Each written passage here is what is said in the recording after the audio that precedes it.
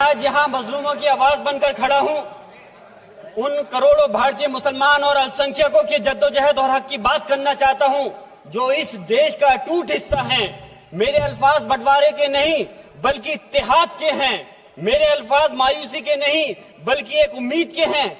ऐसी उम्मीद जो कि हमारे इस देश को जोड़ना चाहती है। हमारे संविधान को बनाने के लिए हमारे बाबा भीमराव अंबेडकर साहब, मौलाना अबुल कलाम आजाद साहब, डॉक्टर जाकिर हुसैन साहब ने मिलकर के इस संविधान को बहुत मेहनत के साथ बनाया था। ये सिर्फ किताब की शक्ल में देने के लिए नहीं है। आज संविधान के उस पर मैं कहना चाहता हूं कि भारत का संविधान इंसाफ, आजादी और भाईचारगी की जिंदा गवाही है और ये गारंटी देता है कि नागरिक हर मजहब, जात या नस्ल पर इज्जत के साथ गुजार सकते हैं जिंदगी। लेकिन अफसोस है, एक मुस्लिम रहनुमा की हैसियत से मुझे इस दस्तावेज पर बेपनाह फख्र है जो कि दस्तावेज जो संविधान हमें इजाजत देता है। आर्टिकल 15 के मुताबिक किसी भी नागरिक को मजहब, जात, लिंग, नस्ल या जन्म के स्थान पर भेदभाव नहीं किया जाएगा। आर्टिकल 19 में बोलने के, अभिव्यक्ति की आजादी का हक दिया गया है जो कि हमारे अधिकारी को हक की आवाज को छीनने का आप काम कर रहे हैं। आर्टिकल 25 अपने मजहब को मानने और उस पर अमल करने की आजादी देता है। आर्टिकल 29 के तहत अल्पसंख्यकों के हकों की हिफाजत करने के लिए प्रावधान किए गए हैं। लेकिन आप तो हमारे हकों की छीनना चाहते हैं। माननीय सभापति जी, मैं आपके माध्यम से कहना चाहता हूं कि आर्टिकल 30 के अंदर अपने तालीमी इदारों को कायम करने और उनके चलाने का हक है, लेकिन हमारे साथ ज्यादती हो रही है। ये संविधान को अगर आप कमजोर करेंगे तो याद रखना ये देश कमजोर होगा, हमारा मुल्क कमजोर होगा। जो संविधान के प्रति वफादार नहीं हो सकते वो हमारे मुल्क के प्रति वफादार नहीं हो सकते। मैं उस संभल की सरजमी से आता हूं जहां पर 15 दिन पहले एक संविधान को कमजोर करने का काम किया गया।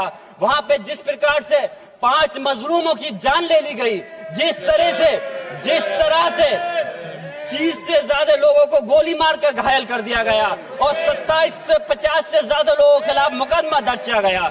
मैं पूछना चाहता हूं माननीय सभापति जी, मैं सांसद हूं, मैं अपने मुकदमे का मैंने कहा था मुझे डर नहीं है। मेरे खिलाफ मुकदमा लिखा गया, मैं वहां मौजूद नहीं था और ये मुकदमा जो हमारे चाहे विपक्ष के सांसद हो या सत्ता पक्ष के सांसद हो, आप याद रखिए जनता की आवाज हो, जनता के बीच में जाकर के आपके जवाबदेही बनती है। और मैंने अपनी जनता की आवाज को उठाने का काम किया तो क्या गलत किया था? माननीय सभापति जी, सिर्फ इस बुनियाद पे मुकदमा लीजिए गया। आज मैं आपको बताना पॉइंट पे बोल रहा हूँ, संविधान पर ही बोल रहा हूँ। माननीय सभापति जी, आज मैं चाहता हूँ उन लोगों को इंसाफ मिलना चाहिए जो जिन्होंने ज्यादती की है, उनको सजा मिलनी चाहिए। और आज एक इमाम को सिर्फ इसलिए गिरफ्तार कर लिया गया संभल के अंदर कि सिर्फ उन्होंने अजान लाउड स्पीकर से दे दी थी। अफसोस है कि आज हमारे साथ ऐसी ज्यादती हो रही है। माननीय अध्यक्ष जी, हमारा संविधान किसानों को मजबूती की बात करता है जो इस देश की रीढ़ की हड्डी है।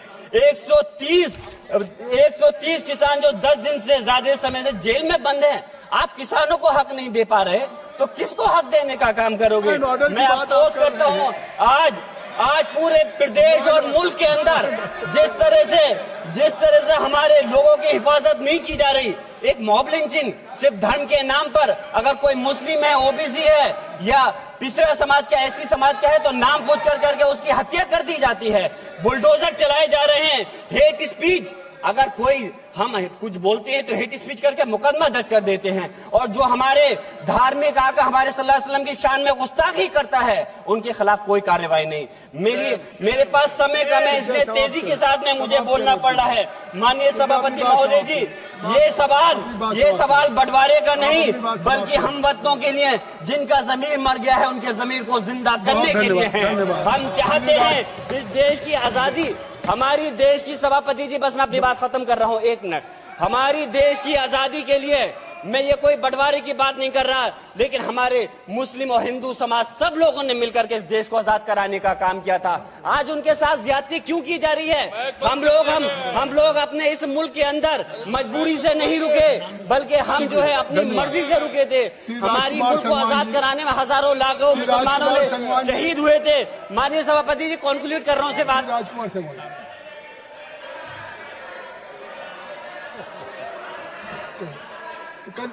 आप कंक्लूड करें ना, आप कंक्लूड कर लें। माइक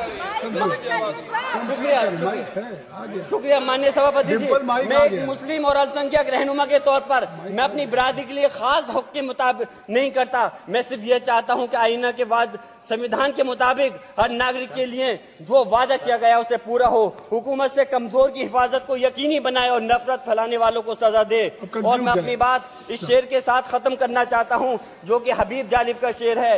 ऐसे जुल्म सुबह बेनूर को मैं नहीं मानता, मैं नहीं जानता, मैं भी खाइफ नहीं तख्ताए दार से, मैं भी मंसूर हूं कैदो अगयार से, क्यों डराते हो जिंदान की दीवार से, जुल्म की बात को जहल की रात को मैं नहीं मानता, मैं नहीं जानता। श्री राजकुमार संगवान जी।